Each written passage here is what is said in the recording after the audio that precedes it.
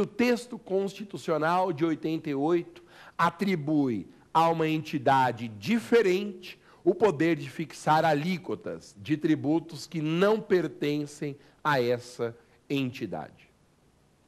Os casos importantes são casos de alíquotas fixadas pela União em relação a impostos estaduais e municipais. Quais são esses casos de interferência da União na fixação de alíquotas estaduais e municipais? Bem, são 4 casos.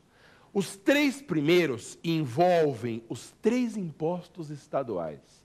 Então, olha que coisa curiosa, a União interfere na fixação de alíquotas dos 3 impostos estaduais. Como que é isso?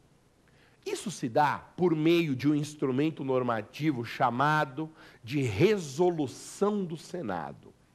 Uma resolução do Senado pode fixar, preste atenção, a alíquota mínima do IPVA, a alíquota máxima do ITCMD e a alíquota mínima e máxima do ISS.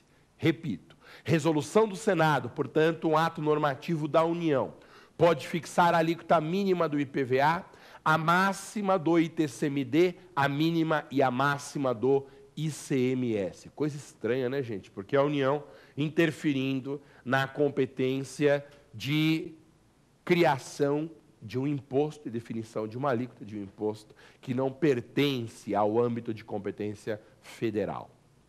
Há um 4º caso, e este 4º caso é um caso diferente que envolve o ISS.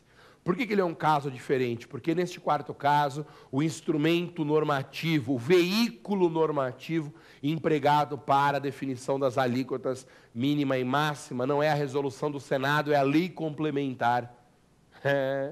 Uma lei complementar da União pode fixar as alíquotas mínima e máxima do ISS.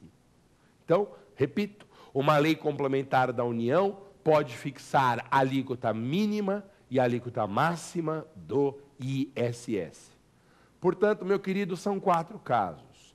Resolução do Senado fixa a mínima do IPVA, resolução do Senado fixa a máxima do ITCMD, resolução do Senado fixa a mínima e a máxima do ICMS, e lei complementar da União estabelece a mínima e a máxima do ISS. Tem uma musiquinha também, que é assim, ó. No IPVA, a mais baixa fixar. No ITCMD, a mais alta vai dizer. No ICMS, no ISS, a maior e a menor.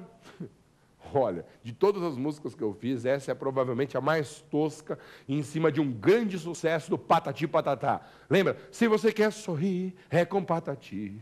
Se você quer brincar, é com Patatá. Se você quer sorrir e brincar, Patati Patatá. Pois é, foi com essa melodia que eu criei essa musiquinha. De novo, ó. No IPVA, a mais baixa fixar. No ITCMD, a mais alta vai dizer. No ICMS, no ISS, a maior e a menor. É isso. Então, primeira pergunta de hoje, do Pergunte ao Professor, respondida por essa música. Atenção, produção, vamos preparar a segunda pergunta de hoje. Cai para mim aqui, ó, imagem na tela para o Mazinha.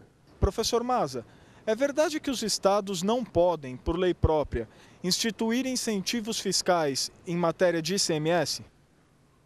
Olha lá, outra pergunta muito cabeluda essa. Pergunta cabeluda, assunto difícil. É o seguinte, preste muita atenção. Olha só. Normalmente, quando a Constituição, o pessoal da produção adorou pergunta cabeluda. Quando a Constituição atribui a competência para uma entidade federativa criar um tributo, junto com essa competência, vai também o poder de dar isenção.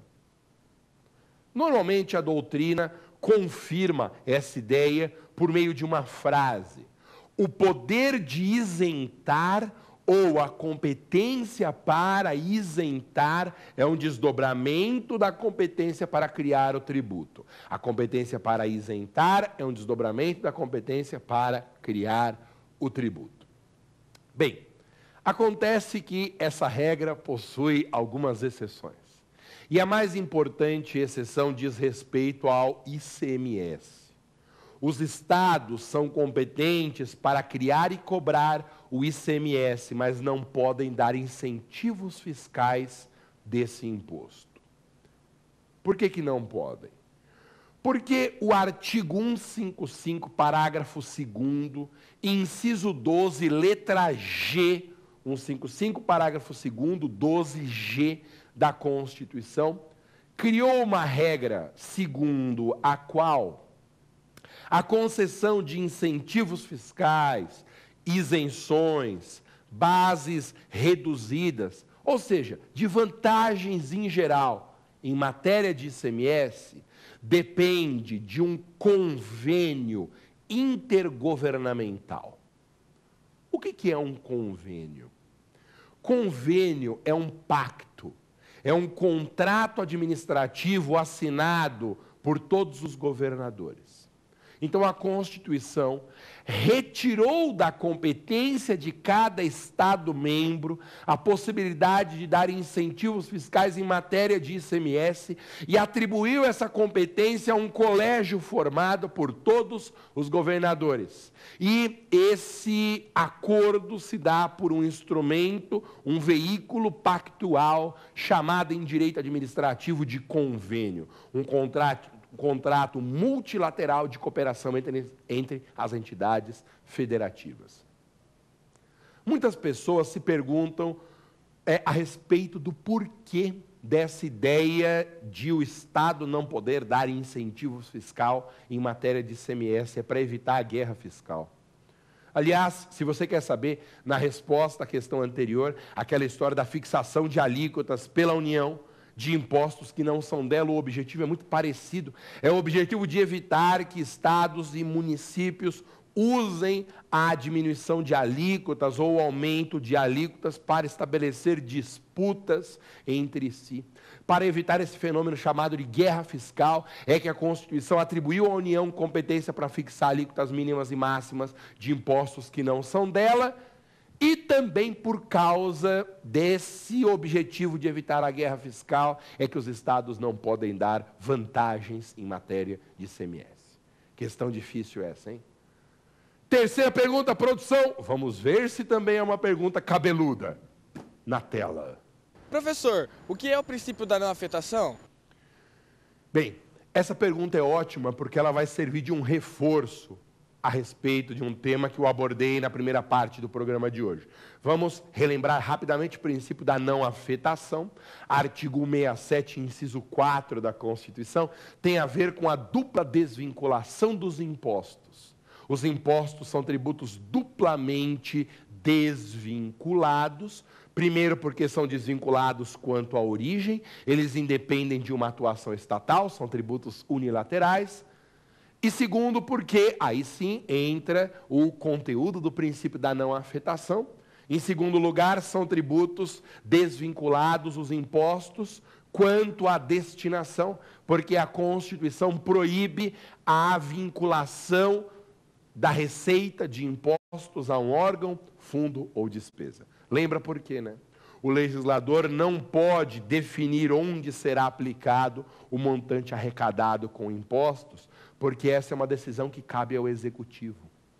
É uma escolha discricionária que compete ao Poder Executivo e não ao Legislativo.